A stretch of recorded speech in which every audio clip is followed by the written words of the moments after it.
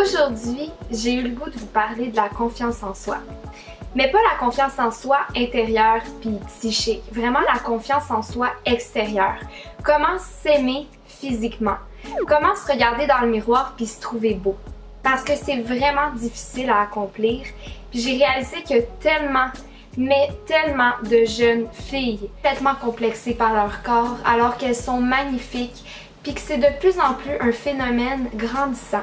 Puis moi, ça vient vraiment me blesser profondément le cœur parce que justement, quand on est jeune, c'est le moment dans notre vie où on est le plus beau, où on est le plus émerveillé, où on ne devrait pas se préoccuper de tous ces petits détails-là. Donc aujourd'hui, j'ai eu envie de discuter avec vous et de vous donner des conseils un peu plus concrets pour apprendre à vous aimer, puis des trucs un peu, parce que c'est facile de dire « Ah, la beauté intérieure prime avant l'extérieur, c'est facile, écoute pas les autres », mais quand on sait même pas par où commencer, puis quand on se regarde dans le miroir puis on se trouve complètement moche, comment on peut dire « La vie des autres n'est pas important », comment on peut dire que c'est seulement la beauté intérieure qui compte quand on vit dans un monde d'images, des images qui viennent supposément nous dire comment on devrait être, des images qui viennent nous obséder, puis ça devrait pas être comme ça. On devrait pas se sentir obligé d'atteindre des standards pour être accepté dans la société.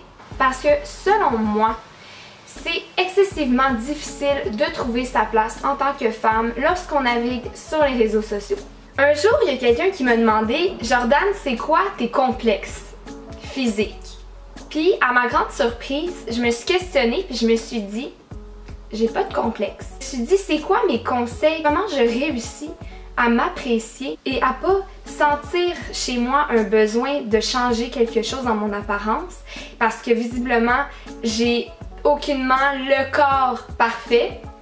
J'ai toujours possédé un petit ventre. Puis je réussis quand même à m'apprécier, même si je vois les tonnes d'images, par exemple sur Instagram, de body goals et de tout ce qu'on peut percevoir. Ça devient difficile de trouver de la beauté sur son corps quand on voit seulement un genre de modèle. Il faut apprendre à accepter son corps puis à l'aimer. Parce que chacun a un corps différent.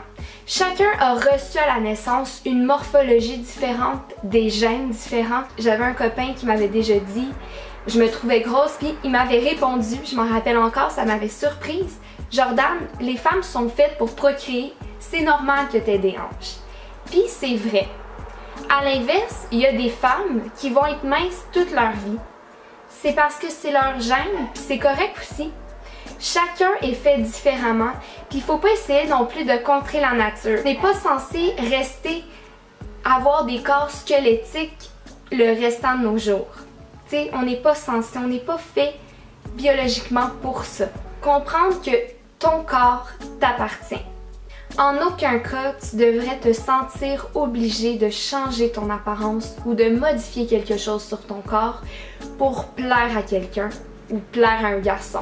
Ça veut dire aussi que le self-love, ça va plus loin que plaire à quelqu'un. Honnêtement, il y a peut-être des gens qui me trouvent laide. Puis c'est correct. Les goûts sont dans la nature. Chacun a des goûts différents. Moi, ça me dérange pas parce que l'important, c'est que j'apprécie ce que Dieu m'a donné, j'apprécie d'avoir la santé, j'apprécie d'être dans mon corps, même s'il y a quelques défauts. Maître de ton corps, puis tu as le droit de l'aimer même s'il n'est pas parfait. Le problème avec Instagram et avec toutes ces plateformes-là, c'est qu'on est tellement habitué de construire une confiance en nous qui est probablement fake parce qu'on se fie à des likes.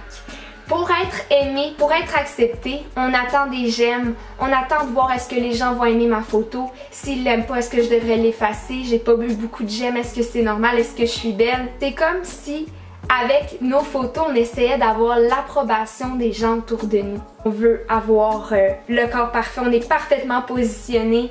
On veut avoir l'air d'avoir du plaisir, fait que là on va stopper le temps, on va prendre une photo, on va essayer de démontrer quelque chose qui n'est même pas réel.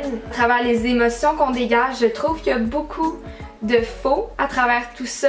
Comme si la vraie vie, c'était pas juste de rire aux éclats puis de montrer ses dents, même s'ils sont croches. Qu'on devrait jamais se permettre d'avoir des vêtements dépareillés, qu'on devrait toujours être on fleek 24 heures sur 7, même avant d'aller se coucher.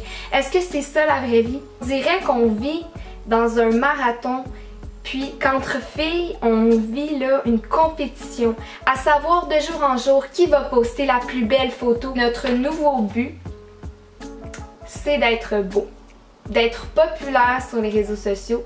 C'est comme rendu un objectif. Pour que les autres puissent te dire que t'es belle, tu vas venir faire le même genre de photos que tout le monde prend. Il n'y aurait qu'un seul visage qui serait considéré comme étant beau ou qu'un seul body qui serait considéré comme acceptable.